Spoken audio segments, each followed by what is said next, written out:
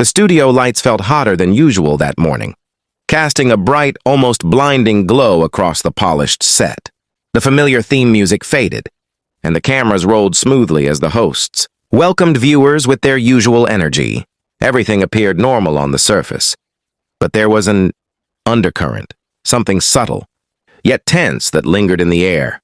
Emma Stone sat poised in her chair, dressed elegantly, her signature charm visible but restrained.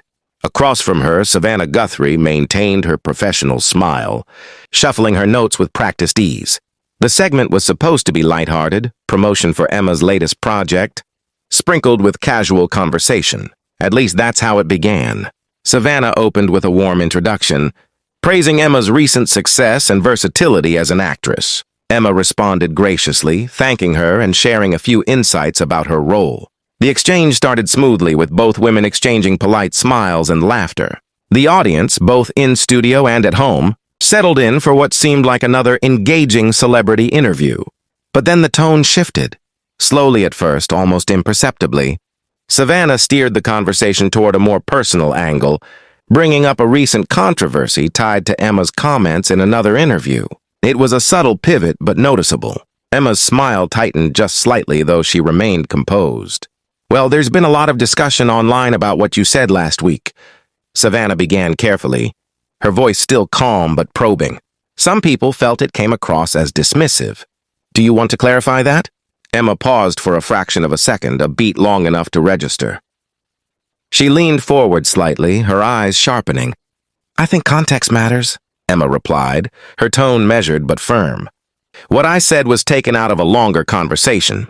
It's frustrating when only a small piece is used to define the whole."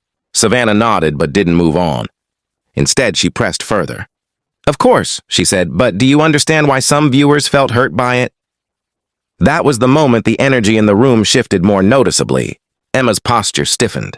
The warmth in her expression gave way to something more guarded, more direct. "I understand that people interpret things differently," she said. "But I also think it's important not to jump to conclusions without hearing everything." The exchange might have ended there, but Savannah wasn't done. "There's also been criticism," Savannah continued, glancing briefly at her notes, "that your response afterward didn't fully address those concerns." The audience grew quieter. Even behind the cameras, crew members exchanged quick, uncertain glances. Emma exhaled slowly, clearly trying to maintain her composure. But there was a flicker of irritation now, something that couldn't be hidden. "With all due respect," Emma said, her voice now sharper, "I've addressed it multiple times. At some point, repeating myself doesn't change anything, it just keeps the narrative alive." Savannah held her ground, her professionalism unwavering. "But isn't that part of being in the public eye?" she asked. "Responding until people feel heard?" Emma let out a small, incredulous laugh, not loud, but enough to signal a shift from calm to confrontation. "I think there's a difference between responding and being expected to apologize endlessly," she said. "And I'm not going to do that for something that was misunderstood." The tension was now undeniable. For a moment, neither woman spoke. The silence stretched just long enough to feel uncomfortable. Savannah adjusted her posture, her expression tightening slightly, though she kept her tone controlled. "No one's asking for endless apologies," she said. "But accountability matters." That word, accountability, landed heavily. Emma's eyes narrowed just slightly. She leaned back, crossing her arms in a subtle but clear defensive gesture. "And I've taken accountability where it's needed," she replied. "But I won't accept being misrepresented." The back and forth had moved far beyond a standard interview. What was meant to be a promotional segment had turned into a tense exchange, with both women standing firm in their positions. Off camera, a producer signaled discreetly, trying to wrap the segment. But the conversation had its own momentum now. Savannah attempted to pivot, offering a small smile. "Let's talk about your film," she said, trying to lighten the mood. But Emma wasn't ready to shift gears so easily. "I'm happy to," Emma replied. "But I think it's important to address things fairly. And this hasn't felt entirely fair." The statement hung in the air.